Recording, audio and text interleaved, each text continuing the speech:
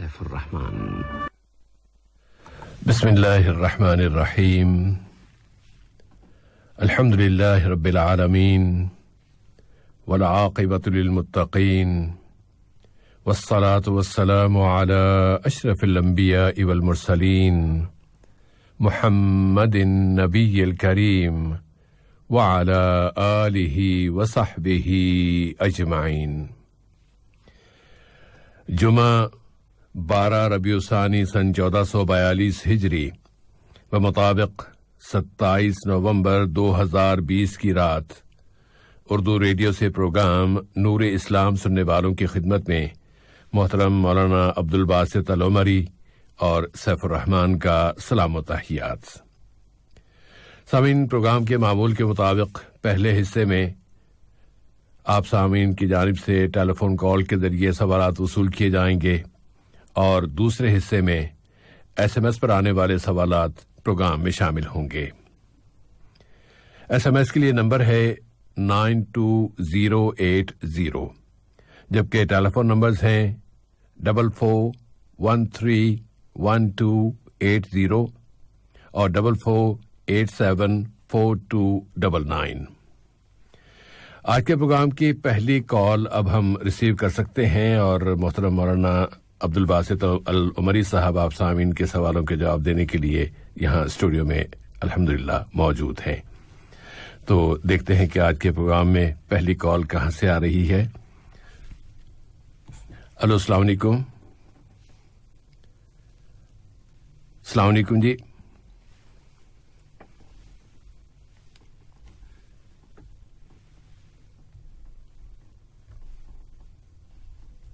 رحمۃ اللہ وبرکاتہ.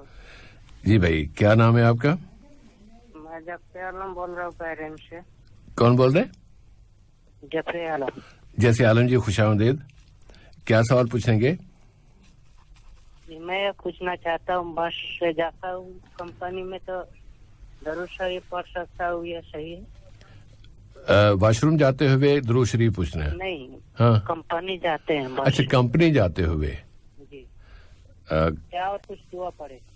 اچھا، یعنی جب آپ دفتر میں داخل ہوتے ہیں، جہاں آپ کام کر رہے ہیں، وہاں داخل ہوتے ہوئے آپ درود شریف پڑھیں یا کوئی اور دعا پڑھیں، یہ پوچھنا چاہ رہے ہیں بھائی؟ جی، انشاءاللہ ابھی جواب آئے گا. اور کوئی سوال ہے؟ نہیں. اور دوسرا سوال یہ ہے کہ سو کے قرآن شریف کے تلاوت سن سکتے ہیں؟ سو کے یعنی کہ لیٹ کے؟ جی، یعنی آپ کو مطلب یہ کہ لیٹتے بیڈ پہ لیٹے ہوئے ہیں آپ، تو آپ قرآن بھی پڑھنا چاہتے ہیں؟ جی، انشاءاللہ یہ ضرور جواب آئے گا. بہت شکریہ آپ کا بھائی. فی امان اللہ. فی امان اللہ. جی مولانا. السلام علیکم ورحمۃ اللہ وبرکاتہ. علیکم السلام ورحمۃ اللہ وبرکاتہ. الحمد للہ رب العالمین والصلاة والسلام علی عبدہ ورسولہ نبینا محمد وعلی آلہ واصحابہ اجمعین، اما بعد. بسم اللہ الرحمن الرحیم. جی، ہمارے صاحب بھائی، پہلا جو سوال ہے اس کے سلسلے میں ہم 2-3 باتیں پیش کرنا چاہیں گے. جی. پہلی بات یہ ہے، قرآن مجید سورۃ الاحزاب میں اللہ تعالیٰ نے اس طرح واضح فرمایا کہ یا ایھا الذین آمنوا صلوا علیہ وسلموا تسلیما. جی. اے ایمان والو، تم لوگ نبی کریم کے اوپر درود بھیجو اور سلام بھیجو. یہاں پر یہ اللہ تعالیٰ کا حکم ہے. اور دوسرے نمبر پر صحیح مسلم میں حضرت عبداللہ بن عمر سے حدیث جو ملتی ہے، اس میں جو ہے یہ بتایا گیا ہے اگر کوئی شخص پیارے نبی پر 1 دفعہ درود پڑھتا ہے تو اللہ تعالیٰ کی طرف سے 10 دفعہ اس پر رحمت نازل ہوتی ہیں. جی. تو یہ 2 باتیں ہو گئیں. اور اس کے بعد ایک صحابی کو پیارے نبی نے اس طرح ان کے سامنے تاکید کی کہ جب تم اللہ تعالیٰ کی تعریف کرو گے اور پھر پیارے نبی پر درود پڑھو گے، اس کے بعد جو دعا کرو گے تو اس دعا کی قبولیت کی زیادہ امید کی جا سکتی ہے. اس طرح کی بہت ساری باتیں ہیں، بہت سارے دلائل ہیں جن کی روشنی میں یہ بات واضح ہوتی ہے کہ پیارے نبی پر کثرت سے درود پڑھنا جو ہے یہ پیارے نبی کے حقوق میں شامل ہے، آپ پر ایمان رکھنے کا تقاضا ہے اور ہم جتنی دفعہ زیادہ درود پڑھیں گے اتنا ہی زیادہ ہمیں فائدہ ہوگا کہ ہم جو ہے پیارے نبی کے حق میں درود بھیجتے ہیں، سلام بھیجتے ہیں، تو اللہ رب العالمین بھی اس کی برکت سے ہماری دعاؤں کو قبول فرماتا ہے، اور ہر ایک دفعہ درود پڑھنے سے 10 رحمتوں کا نازل ہونا، 10 گناہوں کا معاف ہونا، 10 نیکیوں کا لکھا جانا، 10 درجات کا بلند ہونا، یہ تمام باتیں ہمیں خوشخبریاں، بشارتیں ملتی ہیں۔ اسی لیے درود کے لیے کوئی تحدید نہیں ہے کہ آپ بے شک درود شریف کبھی بھی پڑھیں، اور اس کے ساتھ ساتھ یہ بھی کہ درود شریف کے علاوہ دیگر جو اذکار ہیں، سبحان اللہ والحمد للہ ولا الہ الا اللہ واللہ اکبر، اور سبحان اللہ وبحمدہ سبحان اللہ العظیم، اور اسی طرح اگر قرآن آیات یاد ہو، جو بھی اذکار آپ پڑھ سکتے ہیں، تو درود کے اوپر اکتفا کرنا ضروری نہیں ہے۔ جو اذکار آپ پڑھ سکتے ہیں آپ پڑھ کے اجر و ثواب حاصل کریں، لیکن درود پڑھنے کا مطلب یہ نہیں ہے کہ ماشاءاللہ آپ نے درود پڑھ لیا اور اس کے بعد خود بخود جو ہے آپ کے کام بن جاتے ہیں، ایسا نہیں۔ درود کے ساتھ ساتھ یعنی جیسے ہم دیکھتے ہیں کہ جنگ بدر میں پیارے نبی رات بھر دعا مانگتے ہیں اور دوسرے دن میدان میں اتر کر دشمنوں کا مقابلہ کرتے ہیں، اسی طریقے سے بے شک آپ درود پڑھیں، لیکن کمپنی کا جو کام ہے، ڈیوٹی ہے، وہ بہتر طریقے سے انجام دینے کی کوشش کریں، تو اس کی وجہ سے آپ کو فائدہ، برکت حاصل ہو سکتا ہے، برکت حاصل ہو سکتی ہے، اور آپ کے کام میں کامیابی حاصل ہو سکتی ہے۔ تو اس طرح جو بھی موصوف کر رہے ہیں وہ بڑی اچھی بات ہے، بڑی اچھی نیکی ہے۔ جی صاحب بھائی، مطلب بطور خاص وہ پوچھ رہے تھے کہ جب کمپنی جاتے ہیں تو اس وہاں انہیں کوئی دعا پڑھنی ہے، کیا دعا پڑھے؟ انہوں نے تو درود شریف کا پوچھ لیا کہ درود شریف پڑھ سکتے ہیں، لیکن وہ اصل میں وہ جاننا چاہتے دعا کیا پڑھے۔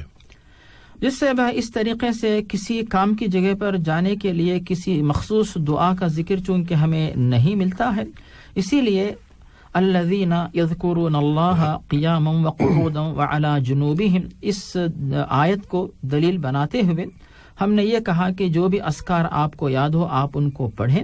اور ایک اہم بات سے بھائی جو حدیث ہمیں ملتی ہے مستند، کہ جب کوئی مسلمان بندہ اپنے گھر سے نکلتے ہوئے یہ دعا پڑھ کے نکلتا ہے تو اللہ رب العالمین کی طرف سے جو فائدے اس کو حاصل ہوتے ہیں وہ دعا پہلے ہم پیش کرتے ہیں کہ بسم اللہ توکلت علی اللہ لا حول ولا قوت الا باللہ۔ یہ دعا جب پڑھتے ہیں تو اللہ تعالیٰ کی طرف سے اس بندے کو یہ بشارت دی جاتی ہے کہ ہدیہ و وقیہ و خفیہ، کہ اس کو سیدھے راستے پہ پہنچایا جائے گا اور اسے جو ہے غلط کام پر جانے سے جو ہے روکا جائے گا، بچا لیا جائے گا، اور اس کے جو بھی کام ہوں گے وہ آسانی سے مکمل کیے جائیں گے۔ تو یہ دعا جیسے ہی بندہ پڑھتا ہے اس کے آس پاس سے شیاطین ہٹ جاتے ہیں اور محافظ فرشتے اس کے ساتھ ہو جاتے ہیں، اس کے ساتھ لگ جاتے ہیں۔ تو یہ بشارتیں جب آپ جو ہے گھر سے نکلتے وقت چاہے کسی بھی کام سے نکلے، دعا پڑھ کے کوئی بھی مسلمان، مرد، خاتون، بچے، اسکول، مدرسہ، کالج، یونیورسٹی یا پھر کمپنی، ورکشاپ، کہیں بھی آپ جانا چاہیں تو یہ دعا پڑھ کے نکلیں تاکہ صحیح طریقے سے آپ کے کام آسانی سے مکمل ہو۔ اب اس کے بعد جب آپ اپنے کام کے لیے کمپنی میں جانا چاہتے ہیں تو پھر بسم اللہ پڑھ کے آپ وہاں پہ جائیں، جا کر اس کے بعد ذکر و اذکار جو بھی پڑھیں تو اس میں جو بھی نیکی ہے اس میں برکت ہے۔ جزاکم اللہ خیرن۔ اور دوسرا سوال تھا کہ کیا لیٹ کر قرآن پاک کی تلاوت کر سکتے ہیں؟ جی صاحب بھائی، جہاں تک قرآن مجید کا معاملہ ہے، قرآن مجید کی تعظیم تمام مسلمان کرتے ہیں، اور یہ تعظیم جو ہے قرآن مجید پر ایمان رکھنے کا تقاضا ہے۔ وَمَن يُعَظِّمْ شَعَائِرَ اللَّهِ فَإِنَّهَا مِن تَقْوَى الْقُلُوبِ، یہ ہو گئی پہلی بات۔ اور دوسری بات جو ہم پیش کر سکتے ہیں وہ ہے کہ قرآن مجید کی تلاوت آپ کوشش کریں کہ بیٹھ کر کریں، اور اگر تلاوت لیٹ کر بھی کریں تو حرج نہیں ہے۔ تو سننے کے سلسلے میں کسی بھی عالم صاحب نے لیٹ کر قرآن سننے کی ممانعت کے بارے میں کوئی بات اب تک نہیں پیش کی کہ یہ آداب تلاوت یا آداب قرآن کے خلاف ہے۔ بالکل جو ہے آپ نے لیپ ٹاپ پہ، موبائل فون پہ، یوٹیوب پر، کدھر بھی جو ہے آپ نے قرآن شریف کی تلاوت کا آغاز کر دیا، اس کے بعد آپ لیٹ کر سو رہے ہیں، اس کے بعد تلاوت جاری ہے، یہاں تک کہ اگر آپ کو نیند بھی آ گئی تب بھی اس میں کوئی حرج یا کوئی قباحت نہیں ہے۔ بالکل آپ جو ہے قرآن مجید کی تلاوت لیٹ کر سن سکتے ہیں۔ اور یہاں پر یہ دلیل بھی ہم پیش کر سکتے ہیں کہ صرف سننا ہی نہیں بلکہ پیارے نبی صلی اللہ علیہ وسلم قرآن کی تلاوت آپ لیٹ کر بھی کیا کرتے تھے۔ جب لیٹ کر قرآن کی تلاوت کی جا سکتی ہے تو پھر قرآن مجید کی تلاوت سننے میں کوئی حرج نہیں، بلکہ اپنا جو وقت ہے اس سے بھرپور فائدہ اٹھائیں۔ جس طرح بہت ساری باتیں آپ لیٹ کر سنتے ہیں اور یہ وقت جو ہے آپ کا قرآن کی تلاوت سنتے ہوئے گزر رہا ہے، تو یہ بھی جو ہے بہت بڑے ثواب کا کام ہے، یعنی قرآن کا سننا بھی یہ اللہ تعالیٰ کو راضی کرنے والا عمل ہے۔ تو قرآن سنیں اور اجر و ثواب آپ حاصل کریں۔ جی صاحب، اب ہم اگلی کال لے سکیں گے، اور اس کے ساتھ مولانا ایک ہے کہ تلاوت کلام پاک سن رہے ہیں اور ایک ہے کہ خود تلاوت کر رہے ہیں، قرآن پاک ہاتھ میں پکڑا ہوا ہے، لیٹ کے اگر وہ پڑھنا چاہیں تو اس کے لیے اگر آپ کچھ وضاحت کر دیں تو۔ جی صاحب بھائی، بے شک قرآن مجید کی تعظیم کا حق یہ ہے کہ آپ جو ہے بیٹھ کر قرآن مجید ہاتھ میں لے کر جو ہے تلاوت کرتے ہوں، تو اس کے لیے ایک ادب یہ ہے کہ بیٹھ کر تلاوت کریں، کیونکہ لیٹ کر تلاوت کرنے میں قرآن کے احترام کی کمی جو ہے وہ نظر آتی ہے۔ اگر آپ کو زبانی یاد ہے تو پھر آپ جو ہے لیٹ کر بھی قرآن مجید کو ہاتھ میں لیے بغیر آپ تلاوت کریں، لیکن اگر آپ ہاتھ میں قرآن مجید لے کر تلاوت کر رہے ہوں تو پھر ادب کا تقاضا یہ ہے کہ آپ جو ہے بیٹھ کر تلاوت کریں۔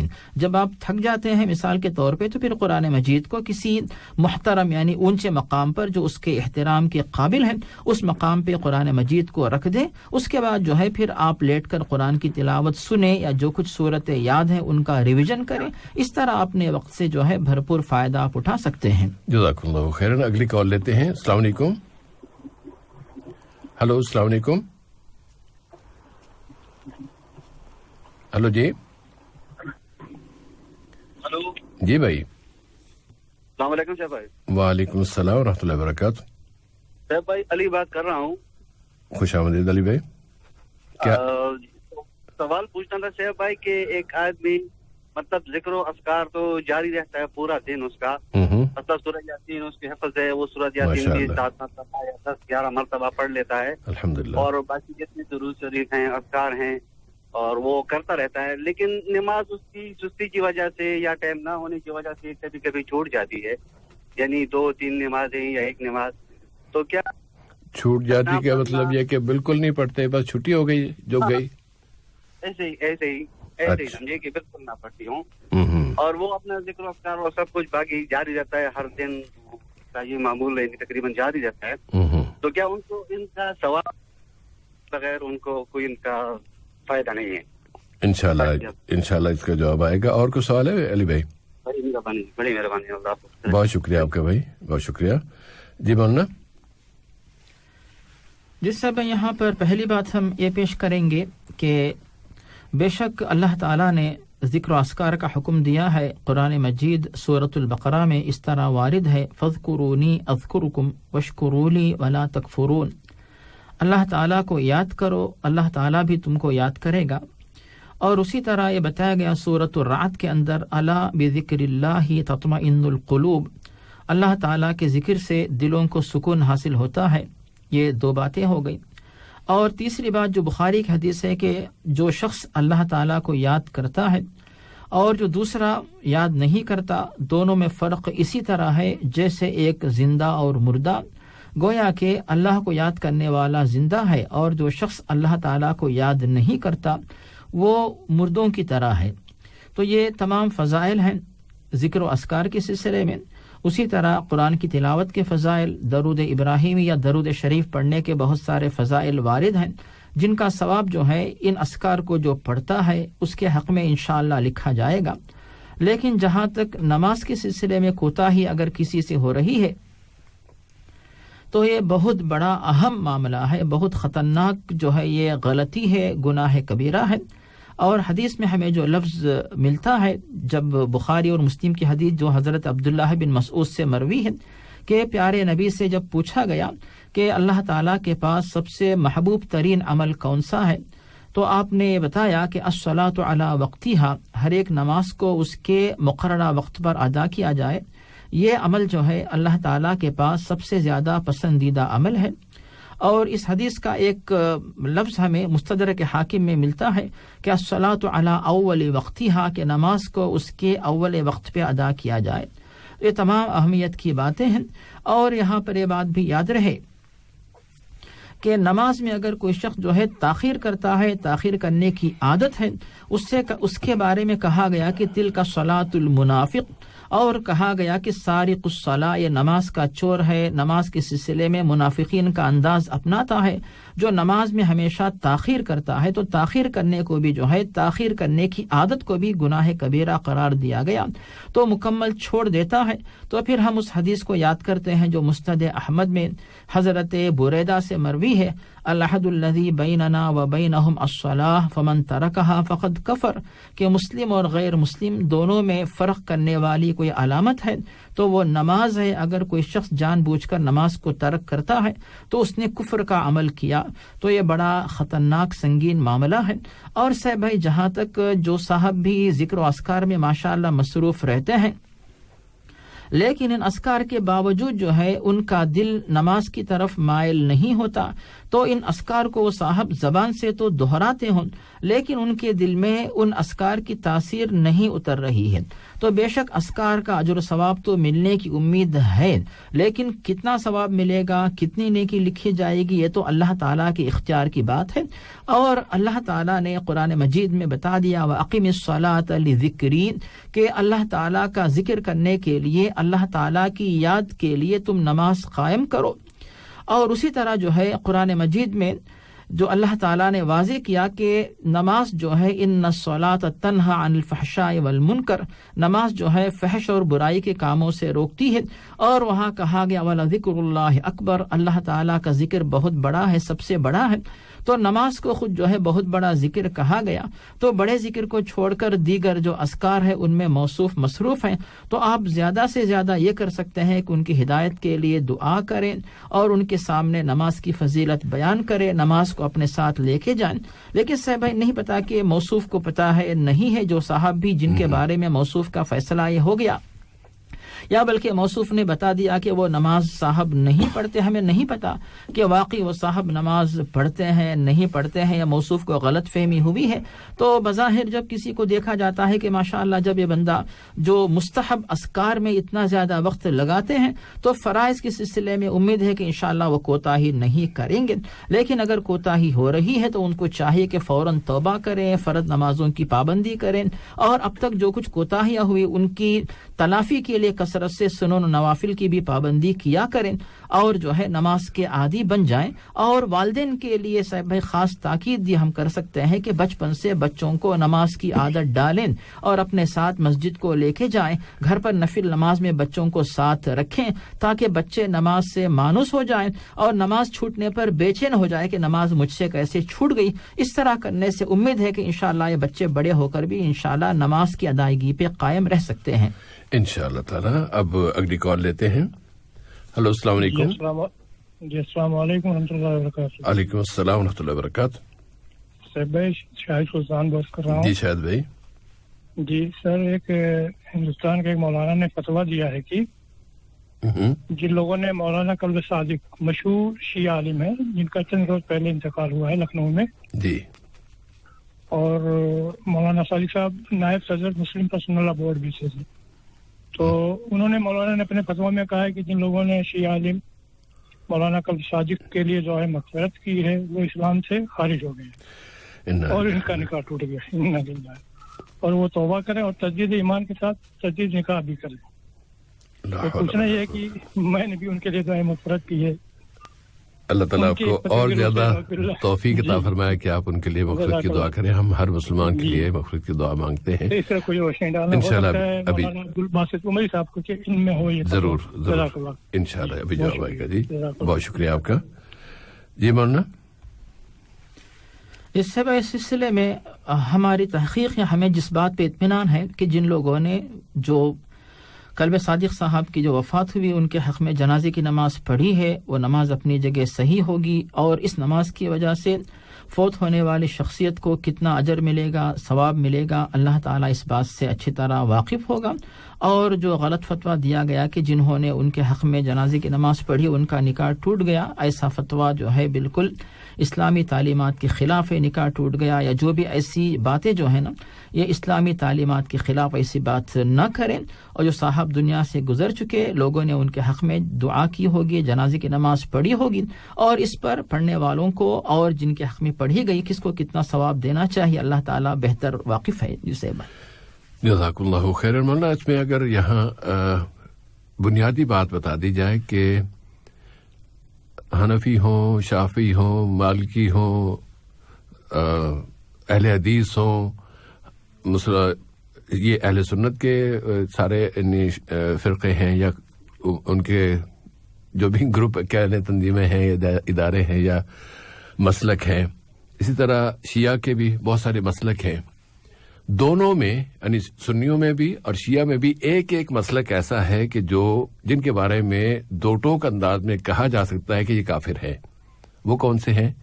سنیوں میں اہل سنت میں قادیانی فرقہ وہ کافر ہے، اور اہل تشیع میں یا شیعہ حضرات میں ان کے مسالک میں صرف ایک فرقہ ہے اور وہ نصیری فرقہ، جو حضرت علی کو علیہ السلام کو یا رضی اللہ تعالیٰ عنہ کو خدا مانتا ہے.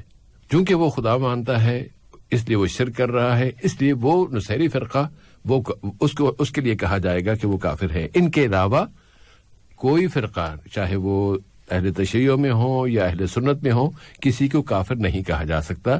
لیکن مصیبت یہ ہے کہ پرانے بزرگوں نے ان میں سے کسی کو نہیں چھوڑا ہوا، ہر ایک نے دوسرے کو کافر کہا ہوا ہے اور دوسرے کو کافر مانتے ہیں.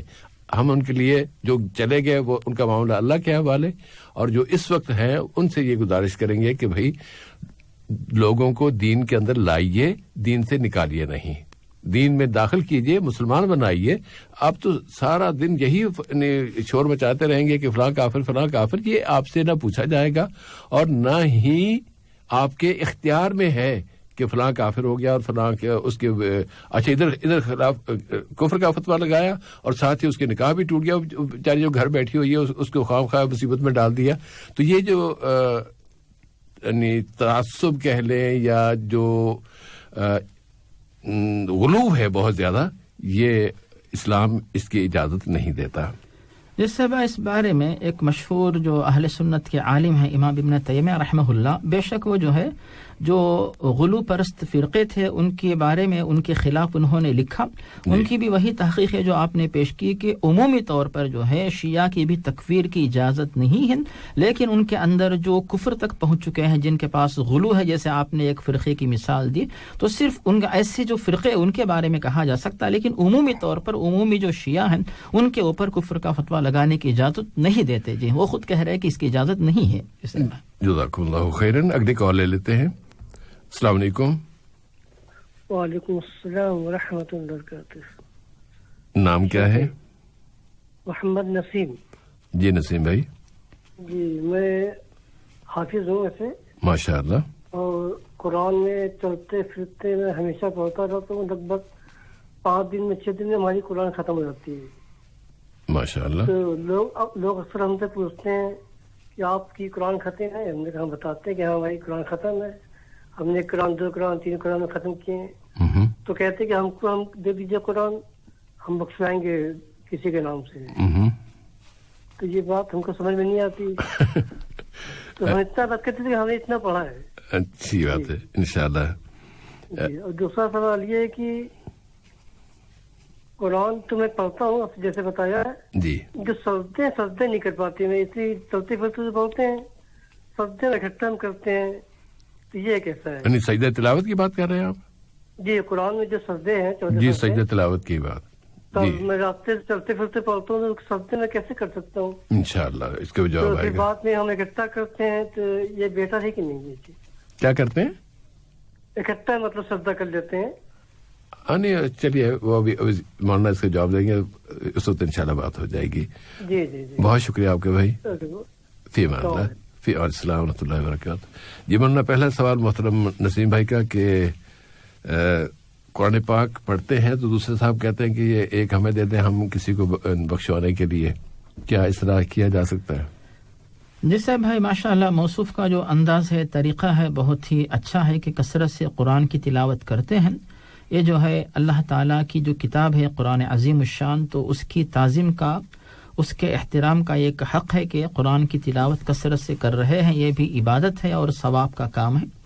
اور اس بات کی دلیل جو ملتی ہے ہمیں ترمذی میں حضرت عبداللہ بن مسعود سے کہ اگر کوئی شخص جو ہے قرآن مجید کا ایک حرف بھی پڑھتا ہے تو ایک حرف کی وجہ سے اللہ رب العالمین کم از کم 10 نیکیاں لکھ دیتا ہے. تو بہت ساری جو ہے فضیلت کی باتیں ہیں. اور اسی طرح قرآن مجید سورۃ البقرہ کے اندر ہے کہ الذین آتیناہم الکتاب یتلونہ حق تلاوتہ اولئک یؤمنون بہ، کہ قرآن مجید کی تلاوت کا حق جو ادا کریں تو وہ جو ہے سچے ایماندار ہوتے ہیں. تو یہ جو ہے بہت بڑی فضیلت کی بات ہے. اب آتی ہے بات کہ آپ نے قرآن کی تلاوت کی، اس کا ثواب آپ کے حق میں لکھا جا چکا انشاءاللہ، امید ہے. لیکن اس کے بارے میں کسی کا یہ کہنا کہ آپ ہمیں بخش دے، تو اس کا اختیار اللہ تعالیٰ نے کسی کو نہیں دیا ہے. اور آپ کسی کی نیابت کرتے ہوئے نہیں تلاوت کر رہے ہیں، بلکہ اللہ تعالیٰ کی رضامندی کے لیے آپ تلاوت کر رہے ہیں. تو آپ یہی اخلاص سے نیت اپنے دل میں رکھیں اور سچی نیت کے ساتھ آپ قرآن کی تلاوت کریں.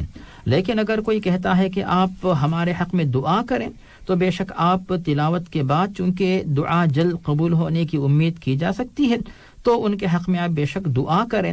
لیکن جو صاحب بھی آپ سے مانگ رہے ہیں کہ آپ ہمیں دے دیجئے، ہم کسی اور کو بخش دیں گے، تو گویا کہ عبادت جو ہے کوئی ایسا سامان ہے جو کہ ایک دوسرے کو تحفے کے طور پہ یہ چیز دے دی جائے، پھر وہ جو ہے آپ سے لیں، وہ کسی اور کو دیں، تو یہ دین کا مذاق ہے. ایسی بات جو ہے نہ ذہن میں لائیں نہ زبان پہ لائیں، بلکہ جیسا کہ ہم نے کہا کہ صرف اللہ تعالیٰ کی رضامندی کے لیے ہی جو ہے آپ اس عبادت کو انجام دیجیے اور اس پر اجر کی امید رکھیے. اور جو چاہتے ہیں کہ کسی کو فائدہ پہنچائے ان کے حق میں آپ دعا کر سکتے ہیں، اس حد تک تو ہو سکتا ہے. لیکن قرآن کو بخشنا یہ دین کے ساتھ مذاق اور غلط بات، ایسی بات جو ہے شریعت میں نہیں ملتی.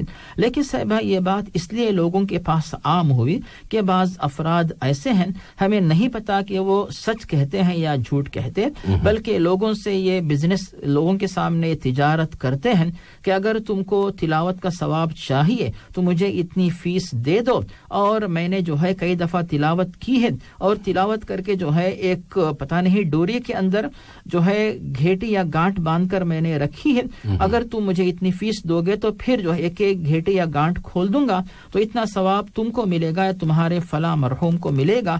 تو اس طرح کا جو ہے دین کے نام سے ناجائز تجارت کا طریقہ چونکہ بعض لوگوں نے شروع کیا ہوا ہے، اسی لیے لوگوں کے دلوں میں یہ غلط فہمی آتی ہے کہ تلاوت کرنے والا جو اس تلاوت کو ایک کسی ساز و سامان کی طرح جو ہے محفوظ رکھا ہوگا اپنے پاس، پھر جس کو چاہے دے دے گا. ایسی بات نہیں، ایسا اختیار نہیں، ایسی اجازت نہیں ہے. اس میں اختیار صرف اللہ تعالیٰ کے ہاتھ میں ہوگا کہ اللہ تعالیٰ اس تلاوت کو قبول کر لیتا ہے اور تلاوت کرنے والے کو جتنا ثواب دینا چاہے دے. اور تلاوت کرنے والا اپنے حق میں، اپنے گھر والوں کے حق میں، اپنے دوست احباب کے حق میں، گزارش کرنے والوں کے حق میں جو دعا کرنا چاہے کرے. اور کس حد تک قبول کرنا ہے اللہ تعالیٰ کی اختیار کی بات ہے. لیکن یہ کہنا کہ کوئی کسی کو اپنی طرف سے بخش دے، ایسی بات اسلامی تعلیمات میں نہیں ملتی ہے. اور سجدہ تلاوت کے حوالے سے کیا فرمائے گا؟ جیسے اب سجدہ تلاوت جو ہے بہت ہی اہم اور نیک عمل ہے. جب موقع ملتا ہے، جیسے آپ ماشاءاللہ نماز پڑھ رہے ہوں اور سجدے والی آیت آ گئی، یا گھر پہ بیٹھے ہوں، کسی مقام پہ بیٹھے ہوں، مسجد میں ہوں، جائے نماز پہ ہوں، اور آپ سجدہ کرنے کی سہولت آپ کے پاس ہے تو بے شک آپ سجدہ کریں. اور سجدی تلاوت سے بھائی اس کے بارے میں پہلی بات یہ واضح رہے کہ یہ فرض نہیں ہے، یہ واجب نہیں ہے، یہ سنت مؤکدہ ہے. اس کی پابندی کرنا بہت زیادہ ثواب کا کام ہے. اور چونکہ یہ واجب نہیں، اسی لیے پیارے نبی نے اپنے عمل سے ثابت کر دیا کہ اکثر اوقات میں آپ نے سجدہ کیا، اور کبھی ایسا بھی ہوا کہ آپ نے سجدہ چھوڑا، اور خاص طور پہ بتایا کہ میں نے سجدہ اس لیے چھوڑا تاکہ آپ لوگوں کو یہ معلوم ہو جائے کہ سجدہ واجب نہیں بلکہ یہ جو ہے بہتر اور افضل ہے. مطلب یہ ہوا کہ اگر آپ چلتے پھرتے جو ہے تلاوت کر رہے ہوں اور سجدے کی سہولت نہیں ہے تو سجدہ خود بخود جو ہے معاف ہو جاتا ہے، اس میں کوئی حرج نہیں. لیکن یہ سوچنا کہ ان تمام سجدوں کو جو کہ قرآن مجید کے اندر ماشاءاللہ 15 مقامات پہ سجدے آتے ہیں ان تمام کو جوڑ لوں گا، پھر اس کے بعد جب گھر پہ آؤں، کمرے میں آؤں، جائے نماز پہ بیٹھوں، مسجد میں بیٹھوں، تب جو ہے اللہ اکبر کہتے ہوئے ایک ایک سجدہ کروں، پھر اٹھوں، پھر سجدہ کروں، تو ایسی کوئی بات ہمیں اسلامی تعلیمات میں نہیں ملتی، کیونکہ سجدے تلاوت کی قضا نہیں ہوتی. جب تلاوت ہوتی ہے اسی وقت جو ہے سجدہ کیا جاتا ہے، بعد میں اس کی قضا نہیں ہوتی. اور اگر آپ نے سجدہ نہیں کیا خود بخود وہ سجدہ معاف ہو جاتا ہے. لیکن سجدہ تلاوت چھوڑنے کی عادت نہ ڈالیں، یعنی مطلب یہ ہوا کہ جب آپ بیٹھ کے پڑھ رہے ہو، جائے نماز پہ ہو، سجدے کی سہولت ہے تو جان بوجھ کے اس کو نہ چھوڑیں اور پابندی کریں. لیکن اگر موڈ نہیں ہے، تھکا ہوا ہے، بندہ جلدی میں ہے، اور اس موقع پر جو ہے بیٹھ کر بھی اگر پڑھ رہا ہو تب بھی اگر وہ سجدہ چھوڑ دیتا ہے تو گنہگار نہیں ہوگا، تلاوت کا ثواب انشاءاللہ مکمل ملے گا انشاءاللہ تعالی. جزاکم اللہ خیرن. اگلی کال لیتے ہیں. السلام علیکم. وعلیکم السلام ورحمۃ اللہ وبرکاتہ. جی میں محمد اسماعیل شریف خان بات کر رہا ہوں. جی اسماعیل بھائی، جی کیا سوال ہے؟ جی میرا ایک ہی سوال تھا، وہ یہ کہ ہر جگہ میں مطلب یہ گھاس وغیرہ جو بنی ہوئے نا گھاس پارک کے اندر، تو کیا اس کے اوپر نماز پڑھ سکتے ہیں کہ نہیں؟ اچھی بات ہے، انشاءاللہ بھی جواب آئے گا بھائی. بہت شکریہ. بہت شکریہ. شکریہ آپ کا. یہ مولانا پارک میں نماز پڑھ سکتے ہیں؟ جس صاحب اس بارے میں چند باتیں جو اہم باتیں جو اس موضوع سے تعلق رکھتی ہیں ان باتوں کو اس طرح ہم پیش کریں گے. پہلی بات یہ ہے کہ نماز کی شرائط میں یہ بات شامل ہے کہ طہارت، پاکی اور صفائی. پاکی اور صفائی کا مطلب یہ ہوتا ہے کہ نماز پڑھنے والے شخص کا جسم پاک و صاف ہو اور وہ باوضو رہے، اس کا لباس پاک و صاف رہے اور نماز کی جگہ پاک و صاف رہے. اور اگر ان تمام جو یہ طہارت کی جو شرائط ہیں، اگر ایک بھی شرط جو ہے وہ مکمل نہ ہو تو پھر نماز باطل ہو جاتی ہے. اور نماز کی جگہ پاک و صاف ہونا یہ ضروری ہے. اس کی دلیل ہم اس حدیث کے ذریعے پیش کر سکتے ہیں جو بخاری اور مسلم میں وارد ہے کہ جب ایک شخص جو مدینے کے باہر بسنے والا بدو تھا، آ کر جب اس نے مسجد میں کسی جگہ پر کھڑے ہو کر پیشاب کر دیا تو پیارے نبی نے نماز کے بعد صحابہ سے کہا کہ پانی لے آؤ، اور اس کے بعد آپ نے مسجد کو دھو کر پیشاب کو ہٹا دیا اور اس جگہ کو صاف کر دیا. اس طرح کے بہت سارے دلائل ہیں جن سے یہ بات واضح ہوتی ہے کہ نماز کے لیے نماز کی جگہ کا پاک و صاف ہونا نماز کے صحیح ہونے کے لیے لازمی شرط ہے. اب آتی ہے بات جو پارکس وغیرہ، گارڈنز وغیرہ جو بنے ہوئے ہیں، تو وہاں پر جو نماز پڑھی جائے تو وہاں پر اگر کھاد ڈالی ہوئی ہو اور اس کے بعد جو اس کھاد کا اثر آپ کو نظر آ رہا ہو تو ایسی جگہ پہ آپ نماز نہ پڑھیں، کوئی سوکھی جگہ پہ جا کر آپ نماز پڑھیں. لیکن اب یہاں پر بات آتی ہے کہ جو مکمل گھاس ہے اس کے اوپر آپ نماز پڑھ رہے ہیں، اگر آپ کے پاس کوئی چیز بچھانے کے لیے ہے جیسے کوئی پلاسٹک ہے یا پھر آپ کے پاس جائے نماز، اس کو بچھا کر آپ نماز پڑھیں، یا پھر گھاس اس طرح صاف ہے جس کے بارے میں دور حاضر کے علماء نے بات پیش کی کہ یہ جو آج کل جو پارکس وغیرہ بنے ہوئے ہیں ان کے اندر جو ہے جو باغات وغیرہ ہیں ان کے اندر جو پانی استعمال ہوتا ہے، ویسے اگر نجاست کا پانی ہونے کے باوجود اس کو جو ہے ٹھیک کیا جاتا ہے، اس سے نجاست کو دور کیا جاتا ہے، اس میں جو اچھا پانی ہوتا ہے، پاک و صاف پانی، اس کو ملایا جاتا ہے، کیمیکلز کو شامل کیا جاتا ہے، یہاں تک کہ اس سے اس کی نجاست کو، بدبو کو جو ہے دور کیا جاتا ہے. وہ پانی پینے کے قابل تو نہیں ہوتا لیکن وہ پانی جو ہے پاک و صاف بن جاتا ہے جس کے اوپر آپ نماز پڑھ سکتے ہیں. اس اعتبار سے جو ہے اگر وہاں پہ براہ راست کھاد نہیں ہے اور اس کے اوپر مٹی ہے، مٹی کے اوپر گھاس ہے اور گھاس کے اوپر اگر آپ نماز پڑھتے ہیں اس میں کوئی حرج نہیں ہے. جسے بھائی جزاکم اللہ خیرن. اگلی کال لے لیتے ہیں. السلام علیکم. ہلو جی السلام علیکم. میں مس علی بات کر رہی ہوں سر. جی محترمہ. میرے دو سوال ہیں عقیقے سے متعلق ہیں. عقیقے سے یہ ہے کہ جی ایک تو بچی کا عقیقہ بچہ 1 سے لے کر کتنے دنوں 7ویں دن تک کرنا مستحب ہے یا 1 2 3 دن کے اندر بھی کر سکتے ہیں؟ اچھی بات ہے. ایک تو یہ سوال ہے کہ عقیقے کا لازمی ہے بکرا یا بکری لا کر سامنے خود اپنا مطلب چھری پکڑ کر ہاتھ میں باپ خود دعا پڑھ کے یعنی کسائی کے ساتھ مل کر کرے، یا بکرا پہلے سے ذبح ہوا ہے اور وہ اس نیت سے لے آئے کہ بھئی ہم نے عقیقہ کرنا ہے؟ تو یہ ذرا یہ بتا دیں انشاءاللہ. یعنی کہ سلاٹر ہاؤس سے ذبح کرایا ہوا بکرا ایک لے آتے ہیں تو وہ اس کے بعد تقسیم کر دیا یا پکا کے؟ جی اس نیت سے کہ بھی عقیقے کا جی انشاءاللہ جی چلیں جی سر تھینک یو بہت شکریہ جی فی امان اللہ جی مولانا پہلا سوال یا ایک ساتھ ہی شامل کر لیں کہ عقیقہ پہلے دوسرے تیسرے دن بھی کر سکتے ہیں یا ساتویں دن ضروری ہے اور دوسرا یہ کہ بکرے کا زندہ بکرا لے کے اسے خود ذبح کرنا یا یہ کہ سلاٹر ہاؤس سے ذبح کیا ہوا بکرا لا کے یا کسی بھی مذبح خانے سے؟ جی صاحب اس بارے میں جو پہلا جو نقطہ ہے پہلی جو بات ہے وہ ہے کہ عقیقہ جو ہے نو مولود لڑکا یا لڑکی کی طرف سے کیا جاتا ہے اور عقیقے کے اندر جو کام ہوتے ہیں ایک تو 7ویں دن یا جو ولادت کے 7ویں دن جو ہے عقیقہ ہوتا ہے اور جو کام ہوتے ہیں کہ اس کے بال اتارے جائیں اور اس کا نام رکھا جائے اس کی طرف سے جانور جو ہے وہ ذبح کیے جائیں جیسا کہ حدیث جو ہے ترمذی میں حضرت عائشہ سے حضرت ام کرز وغیرہ سے جو ہے یہ بات ہمیں ملتی ہے. یہ ہو گئی پہلی بات. اور جہاں تک 7ویں دن یا اس کے بعد تاخیر کرنا اس کے بارے میں علماء کی تحقیق یہ ہے کہ افضل ہے 7ویں دن کرنا لیکن اگر کوئی شخص کسی عذر کی وجہ سے کسی مجبوری کی وجہ سے 7ویں دن کے بعد کرتا ہے یا 7ویں دن سے پہلے کرتا ہے اس میں کوئی حرج نہیں.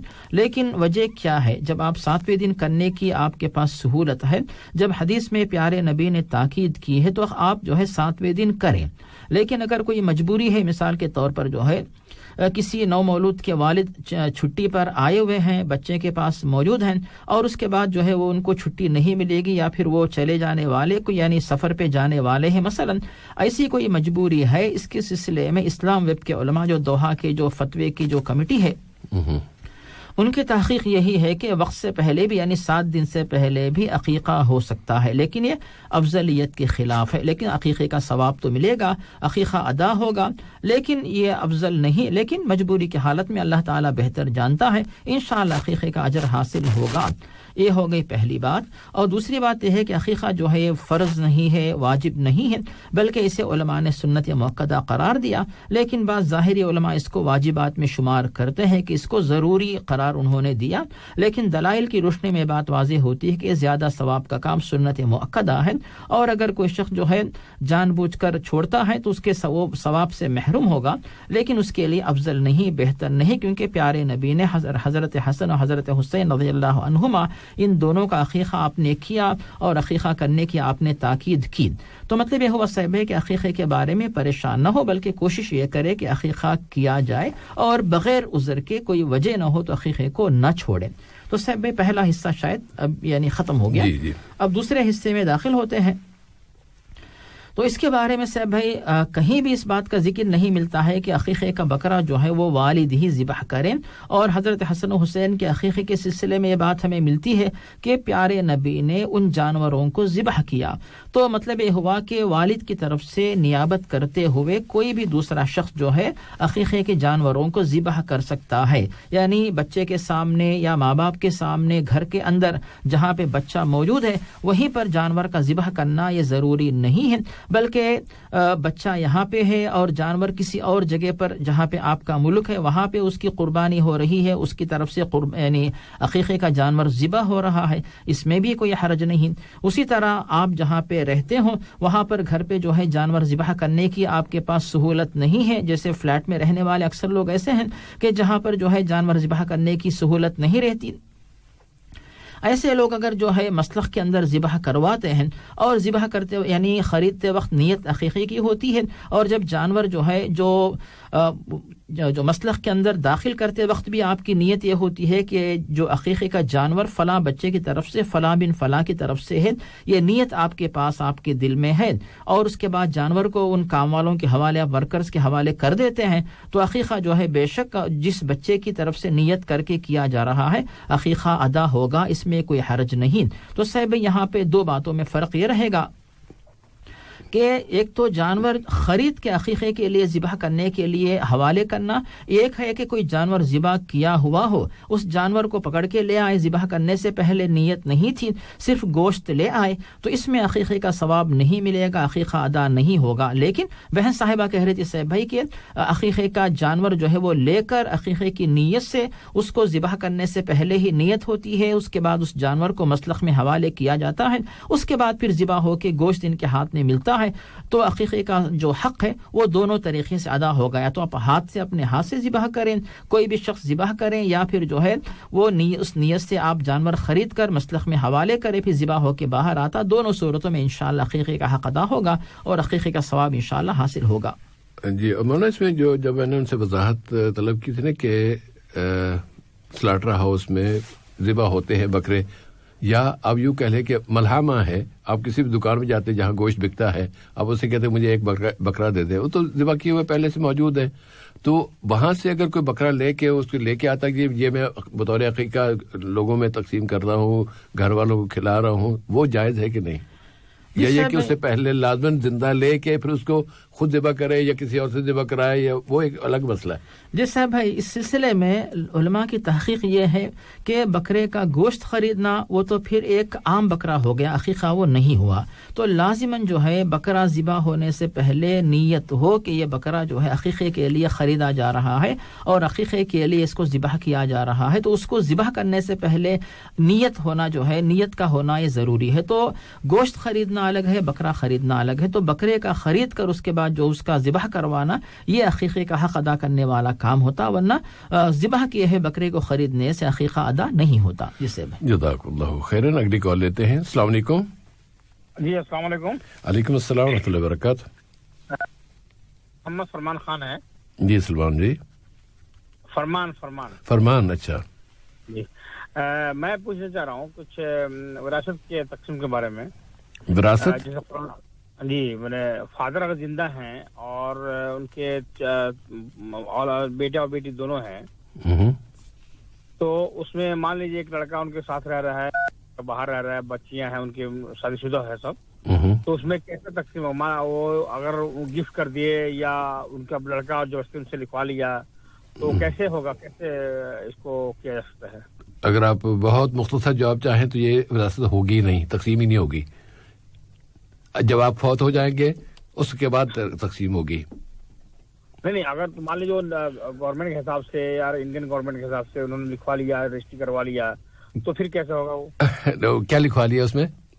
زمین جائیداد جو جتنی فادر کے نام سے تھا اس کا بیٹا لکھوا لیا پورا, اور باقی ان کے بھائی نہیں لکھوا کیا لیا, یعنی کیا لکھوایا کہ اس میں کیا رجسٹری کروا لی زمین کو.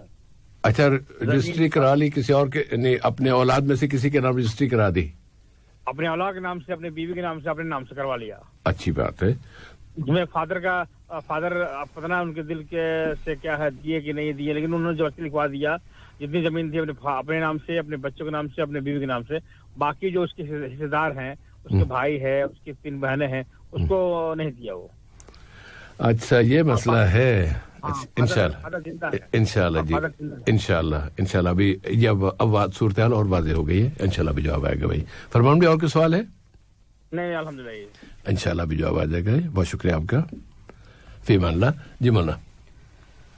جس سے بھائی اللہ تعالیٰ نے قرآن مجید سورۃ النساء کے اندر واضح طور پر بتا دیا کہ جو وراثت کی تقسیم ہے فریضۃ من اللہ ان اللہ کان علیما حکیما, کہ جس کو جتنا حصہ ملنا ہے وہ حصے جو مقرر کیے گئے یہ کسی کے اختیار کا معاملہ نہیں, بلکہ اللہ تعالیٰ نے فرض کے طور پر مقرر کیا ہے, اور اللہ تعالیٰ کے پاس علم ہے, حکمت ہے کہ کس کو کتنا حصہ ملنا چاہیے, کہ بیوی کو کتنا حصہ ملے گا, اگر مرحوم کے پاس بیٹے ہوں بیٹیاں ہوں تو بیوی کو کتنا ملے گا, اولاد نہ ہو تو کتنا ملے گا, اور اسی طرح بیٹی کو کتنا ملے, بیٹے کو کتنا ملے.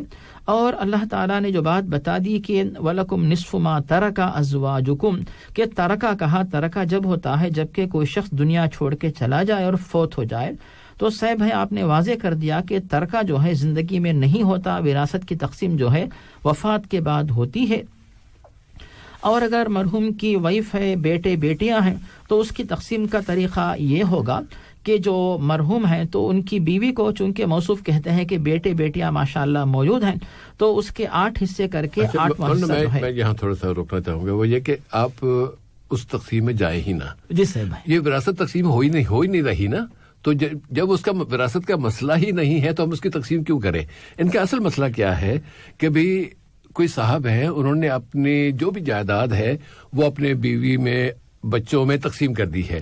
اب یہ بھائی ہیں اور کہتے ہیں اگر یہ مر جاتے ابھی تو اور پھر ہو سکتا کہ میرا بھی حصہ ہوتا, میں تو بھائی ہوں, بھائی کا حصہ ہونا چاہیے تھا. اب اس نے مرنے سے پہلے سارا دوسروں کو دے دیا ہے, اپنے بیوی بچوں کو دے دیا ہے, اب یہ مر بھی جائے گا تو مجھے کچھ نہیں ملے گا. تو اس لیے رونا جو ہے نا وہ اس طرح کا ہے. تو یہ وراثت کا مسئلہ ہے ہی نہیں سرے سے. جس سے بھائی جو صاحب اس طرح ناجائز طریقے سے جو ہے, جو اگر وہ وارث ہیں تو وراثت کی حصے سے جو ہے ان کو جتنا ملنا چاہیے وفات کے بعد ملے گا. لیکن جو صاحب اپنے حصے سے ہٹ کر دوسروں کو محروم کرتے ہوئے حقیقی جو حقدار ہیں ان کو محروم کر کے اپنے نام پر جو لکھوا رہے ہیں ان کو اس بات کی اجازت قطعا نہیں ہے. اور ہو سکتا ہے کہ قانوناً انہوں نے اپنے نام سے لکھوا لیا ہو, لیکن شرعاً جو ہے ان کے لیے وہ مال وہ جائیداد ان کے لیے جائز نہیں ہے, حلال نہیں ہے.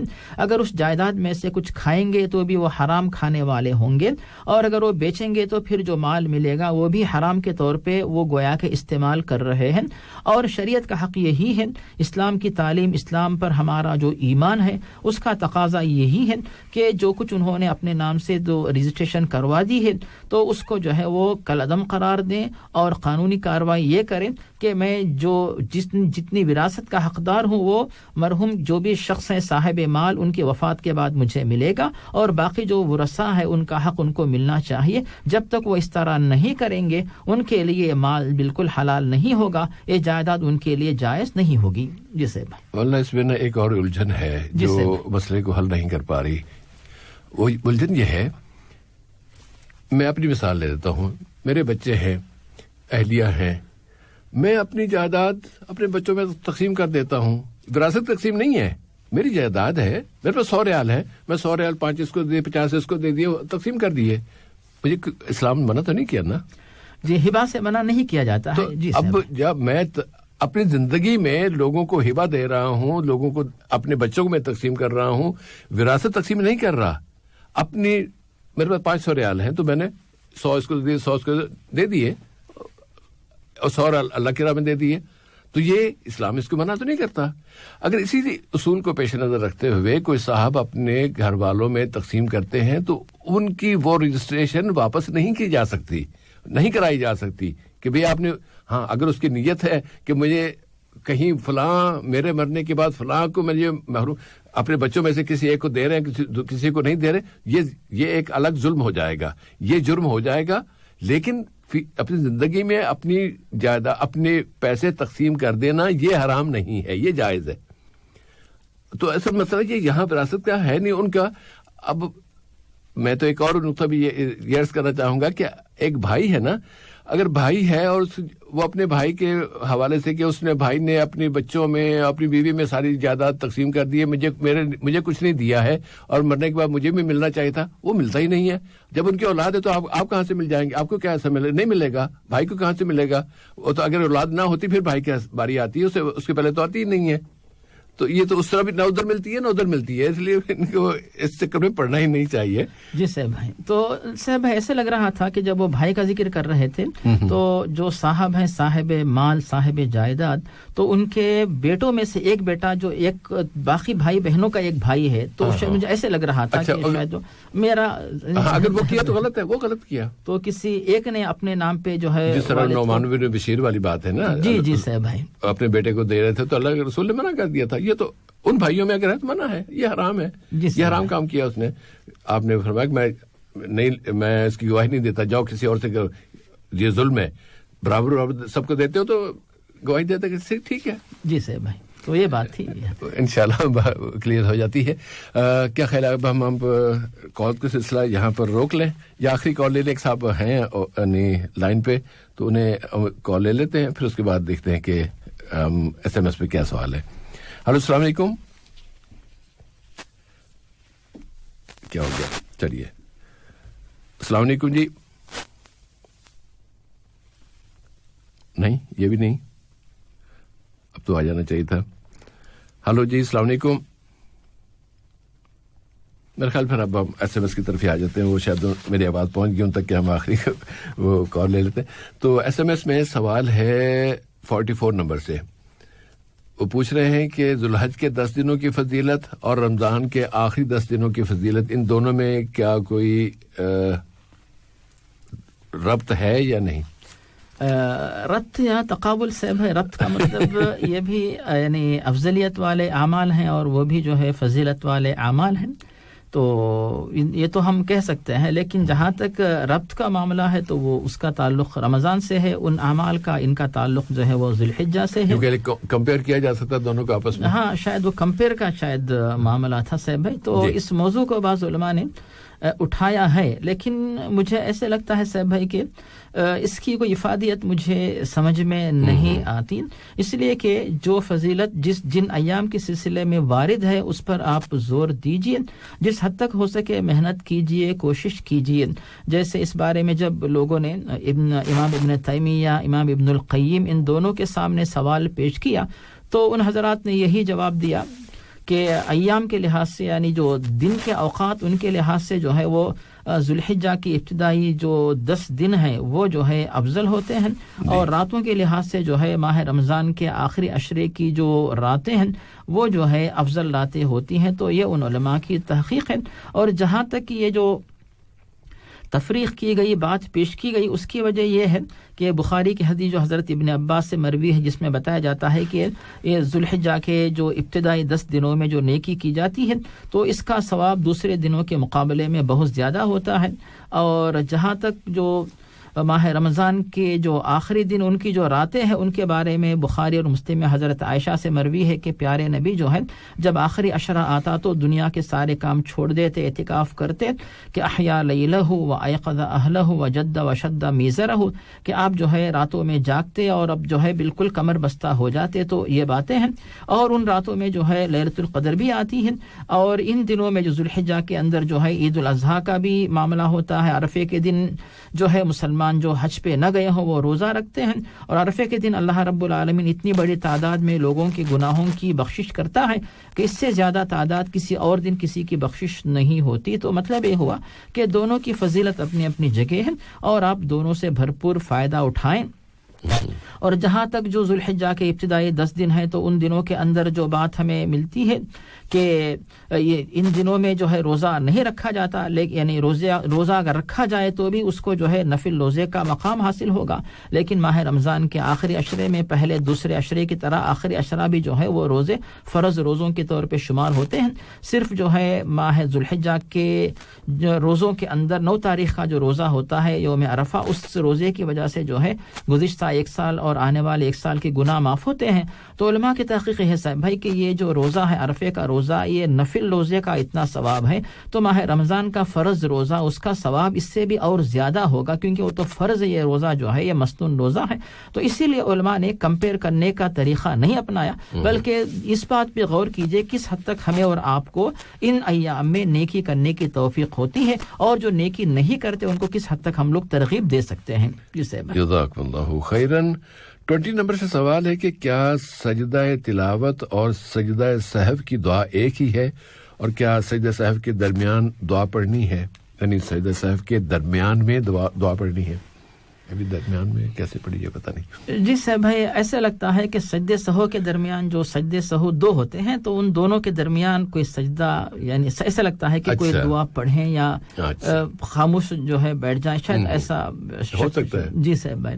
تو جہاں تک صاحب بھائی سوال کا پہلا حصہ جو ہے کہ سوال پہ توجہ نہیں تھی صاحب بھائی, یعنی الفاظ کیا تھے؟ کیا سجدہ سہو اور سجدہ تلاوت ان دونوں میں ایک ہی دعا پڑھنی ہے, تسبیح جو سبحان ربی الاعلیٰ پڑھنی ہے, کوئی اور دعا پڑھنی ہے, یا اس کے لیے الگ کوئی دعا ہے الگ الگ؟ جی صاحب بھائی اس کے بارے میں اختصار سے ہم یہ بات پیش کریں گے کہ پہلی بات یہ ہے کہ عام جو سجدے ہوتے ہیں صاحب بھائی, جو نماز کے سجدے, ان کے لیے ہم 2-3 دعائیں اختصار کے ساتھ پیش کریں گے. ایک تو ہے صحیح مسلم میں حضرت حذیفہ سے سبحان ربی الاعلیٰ, اور بخاری اور مسلم میں حضرت عائشہ سے مروی ہے سبحانک اللہم ربنا و بحمدک اللہم اغفر لی, اور حضرت علی سے صحیح مسلم میں مروی ہے کہ سجد وجہ للذی خلقہ وصورہ وشق سمعہ وبصرہ بحولہ وقوتہ فتبارک اللہ احسن الخالقین. یہ دعائیں مذکور ہیں. تو اب جہاں تک جو نماز کا سجدہ ہے, تلاوت کا سجدہ ہے, سہو کا سجدہ, ان میں تفریق کرنے کے سلسلے میں کوئی دلیل چونکہ نہیں ملتی ہے, اسی لیے ان تسبیحات میں سے, ان دعاؤں میں سے کوئی بھی دعا پڑھی جائے اس میں کوئی حرج نہیں, بلکہ بالکل یہ سجدے اپنی جگہ صحیح ہوں گے. یہ ہوگے صاحب بھائی پہلی بات. اب آتی ہے کہ دونوں سجدوں کے درمیان نماز کے اندر دعا ہم پڑھتے ہیں ترمذی میں حضرت ابن عباس سے کہ پیارے نبی نے جو ہے یہ دعا سکھائی، اللہم اغفر لی وارحمنی واہدنی وعافنی واجبرنی وارزقنی وارفعنی۔ ان کے علاوہ اگر آپ مختصر اللہم اغفر لی وارحمنی پڑھتے ہیں، یا نسائی کے اندر حضرت حذیفہ سے جو مروی ہے رب اغفر لی، یہ دعا بھی پڑھے تو آپ کے جو دو سجدوں کے درمیان جو جلسہ جسے کہتے ہیں تو اس جلسے کا حق ادا ہوگا۔ کم از کم ایک بار پڑھیں، اور مسنون ہے کہ 3 بار پڑھیں، اور افضل ہے کہ 10 بار پڑھیں۔ اس طریقے سے آپ جو ہے کوئی بھی ان تسبیحات میں سے کوئی بھی تسبیح پڑھیں تو آپ کا جو ثواب انشاءاللہ مکمل حاصل ہونے کی امید ہے۔ تو مطلب اس کے لیے الگ محنت کی ضرورت نہیں ہے۔ ایک آخری بات ہے کہ سجدے میں لوگ جو ہے ایک اور دعا بھی پڑھتے ہیں جو کہ ترمذی میں حضرت عائشہ سے مروی ہے، سجد وجهه للذي خلقه وشق سمعه وبصره بحوله وقوته، یہاں تک ترمذی میں ہے، اور حاکم میں ہے فتبارک اللہ احسن الخالقین۔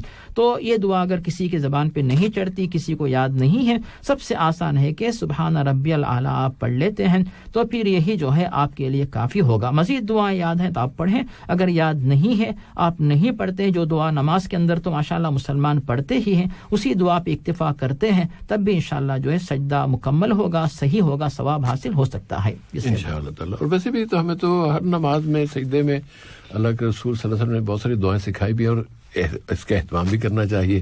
تو اسی سلسلے کو اگر سجدہ صاحب میں بھی اور سجدہ تلاوت میں بھی جاری رکھے تو، البتہ سجدہ صاحب میں ایک ایسا خیال ہے کہ چونکہ کسی غلطی کی بنا پر سجدہ صاحب کیا جاتا ہے تو اس میں پھر تسبیح پڑھنے کے بعد سبحان ربی الاعلیٰ کم از کم 3 دفعہ پڑھنے کے بعد اللہ تعالیٰ سے مغفرت طلب کر لے زیادہ کہ یا اللہ مجھ سے غلطی ہو گئی، تو معاف کرنے والا ہے۔ اور اس کی دلیل بھی یہی ہے صاحب بھائی، سبحانک اللہم ربنا وبحمدک اللہم اغفر لی، بہت بہترین بات آپ نے پیش کی کہ اللہم اغفر لی کی دعا جو ہے وہ سجدے کی دعاؤں میں شامل ہے۔ دعا پڑھنا اس مناسبت سے بہت اچھی بات جو ہے آپ نے پیش کی، جو ہمارے لیے بھی ایک جو ہے ایک اچھی معلومات ہیں۔ جی صاحب بھائی، نہیں معلومات میں کیا اضافہ کروں، اس طرف سب کی توجہ نہیں ہوتی، تو بہت اہم بات کی طرف توجہ آپ نے دلائی، جزاک اللہ۔ اللہ تعالیٰ ہم سب کو توفیق دے زیادہ سے زیادہ دعائیں مانگنے کی، اور چونکہ اللہ کے رسول صلی اللہ علیہ وسلم نے ہمیں سجدے کی حالت میں یہ بتا دیا کہ سجدے کی حالت میں انسان اللہ اپنے رب سے سب سے زیادہ قریب ہوتا ہے، تو ہمیں سجدے میں اپنی دعاؤں کا اہتمام بطور خاص کرنا چاہیے، اور جو چیز بھی مانگنی ہے وہ سجدے کی حالت میں جا کے زیادہ مانگیں گے تو زیادہ یقین اور اعتماد ہوتا ہے کہ ہاں اللہ کے رسول نے بتایا ہے، تو اس لیے یہ دعا ہماری ضرور قبول ہوگی۔ اب اگر چونکہ دعا کا ذکر ہو رہا ہے تو پھر اس وقت جو ہماری حالت ہے نا دنیا میں ہم مسلمانوں کی، تو بہت زیادہ ہم ضرورت مند ہیں، فردن افراد کے اعتبار سے بھی اور پوری امت کے اعتبار سے بھی، کہ ہمیں اللہ تعالیٰ سے بہت ساری دعائیں مانگنی ہیں اور دعائیں مانگتے رہنا چاہیے۔ لیکن ساری دنیا دعائیں مانگتی ہے تو قبول نہیں ہوتی۔ حرم میں بھی رو رو کے گھنٹے دعائیں مانگتے ہیں لیکن قبول نہیں ہوتی، اس لیے کہ کچھ اور گناہ ہو رہے ہیں، کچھ اور غلطیاں ہو رہی ہیں، وہ انفرادی طور پر بھی ہوتی ہیں اور اجتماعی طور پر بھی ہو رہی ہیں۔ ان غلطیوں کی طرف ضرور توجہ دی جانی چاہیے تاکہ دعائیں قبول ہو سکے۔ اللہ تعالیٰ ایک طرف ہم گناہ پہ گناہ کیے جا رہے ہوں، ناپ تول میں کمی ہو رہی ہو، جھوٹ بول رہے ہوں، جھوٹی گواہیاں دے رہے ہوں، دنیا جہان کے گناہ ہم سب کر رہے ہوں، اور کہتے ہیں کہ جی وہ امام کعبہ نے اور فلاں نے دعا مانگی ہے تو ایسی کوئی دعا قبول نہیں ہوگی، ایسے کس طرح کوئی پتہ نہیں ہے ایسی دعاؤں کے اتنے بڑے بڑے گناہوں کے ساتھ پھر اللہ تعالیٰ کہنا کہ ربنا آتنا فی الدنیا حسنہ یا فلاں بھی دے دے، یہ دعائیں مانگنا یہ مذاق، یہ اللہ تعالیٰ کو ناراض کرنے والے طریقے ہیں، ان سے اللہ تعالیٰ ہمیں بچائے رکھے، اور اللہ سے معافی مانگتے ہوئے اپنے گناہوں کی بخشش طلب کرتے ہوئے امت کے گناہوں کے بھی اور اپنے گناہوں کے بھی پھر اللہ تعالیٰ سے دعا مانگیں گے تو انشاءاللہ ہماری دعائیں ضرور قبول ہوں گی۔ اللہ ہمیں اس کی توفیق عطا فرمائے۔ اب پروگرام کے وقت ختم ہو گیا، انشاءاللہ آئندہ جمعہ کے روز اس پروگرام میں سامعین جو آپ سے پھر ملاقات ہوگی، تب تک کے لیے محترم مولانا عبدالباسط العمری اور سیف الرحمان کو اجازت دیجیے۔ والسلام علیکم ورحمۃ اللہ وبرکاتہ، وصلی اللہ علی نبینا محمد وعلی آلہ وصحبہ وبارک وسلم۔ سیف الرحمان۔ بسم اللہ الرحمن